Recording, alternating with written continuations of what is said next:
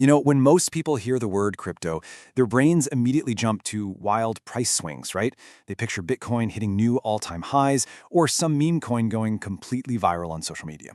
But while everyone is distracted by the charts and the noise, there is a massive, and I mean massive, structural revolution happening entirely in silence. Welcome to The Explainer. Today, we're diving into a monumental threshold that has just been crossed in global finance. We are looking at the silent restructuring of the global economy's actual plumbing. We're talking about the rise of stablecoins and how they are quite literally devouring global fiat. So here's how we're going to map this out. We'll look at the invisible financial superhighway, the multi-blockchain hierarchy, how legacy banking stacks up against the blockchain, the dominant stablecoin giants, and finally, the hyperdollarization endgame. Now, the sheer institutional scale of what we're dealing with here is absolutely staggering. $310 billion. To put that number into perspective, that is more than the entire GDP of New Zealand. And it is quietly moving across public blockchains right now as we speak. This isn't just some niche tool for crypto traders looking to hedge their positions over the weekend anymore. It is a fundamental structural shift in the velocity of global capital. Section 1. The invisible financial superhighway. The birth of a new global monetary network.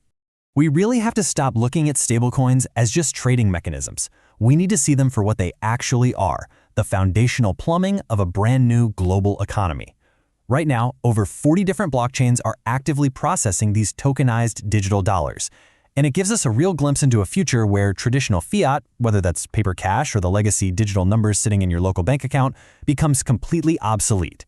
They are simply outcompeting traditional cross-border banking networks on literally every conceivable metric.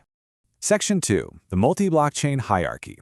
Where exactly does this $310 billion actually live? Well, the geopolitical and institutional divide here is fascinating. Ethereum and Tron completely dominate the landscape. Together, they capture roughly 86% of the entire tokenized fiat market. Ethereum leads the pack with a massive $179 billion. Tron follows right behind with $90 billion, and then we have Solana sitting at $13 billion. It's a profound structural gap between those top two networks and the rest of the market. But notice the distinct utility here, because these blockchains are absolutely not doing the same thing. Ethereum operates as the institutional fortress. Thanks to its unmatched security and smart contract maturity, it's the high-value clearinghouse for global institutions and massive corporate treasuries. Tron, on the other hand, acts as the global retail superhighway. It's quietly captured the global retail market, serving as an ultra-cheap retail savior for citizens in emerging economies battling hyperinflation. And Solana? That's the high-frequency disruptor. With sub-penny transaction costs, it represents the future of merchant payments and real-time streaming capital. But the infrastructure doesn't stop at those base layers. We also have to look at the massive institutional migration toward Ethereum scaling solutions, or Layer 2s. We're talking about networks like Arbitrum holding $6.9 billion and Coinbase's Base network with $4.6 billion.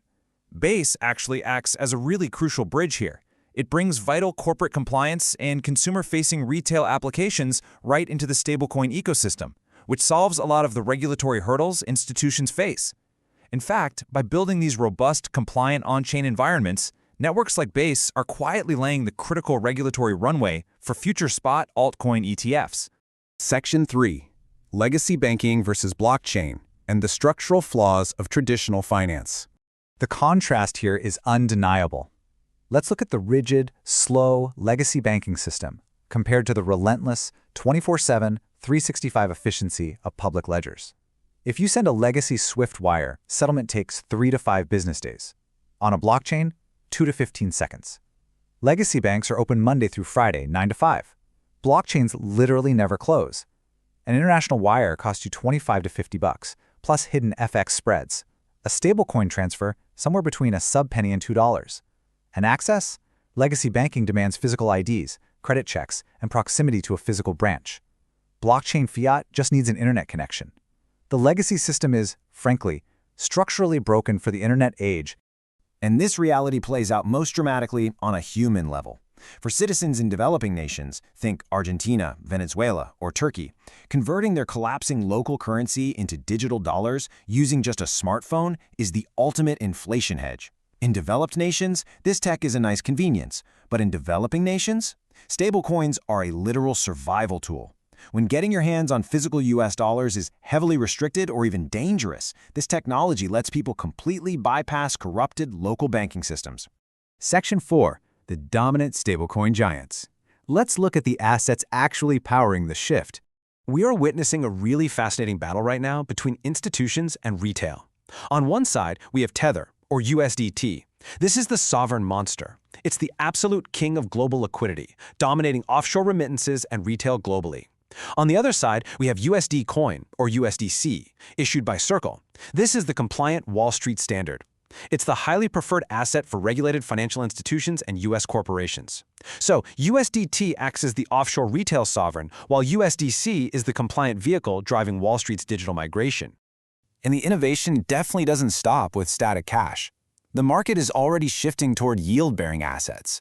This means your digital dollars don't just sit there doing nothing. They automatically generate interest. This is backed by real-world assets like U.S. Treasuries, or even internet-native delta-neutral strategies, which use balanced trading positions to generate yield whether the broader crypto market is up or down. The industry is evolving way past simple dollar pegs.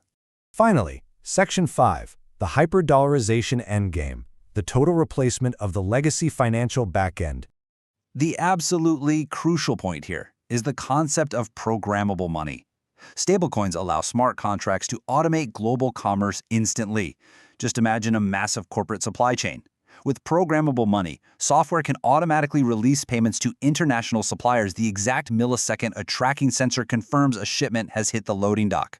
There are no manual invoices, no 30-day accounting delays, no banking friction, just instant, flawless, automated commerce.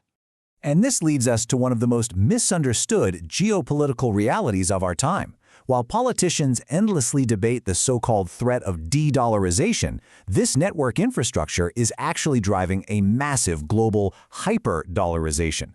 By putting the US dollar on private, crypto-native public blockchains, the Federal Reserve's currency is reaching corners of the earth it never, ever could before. It's cementing the US dollar as the global reserve asset, but doing it entirely outside of the traditional banking system.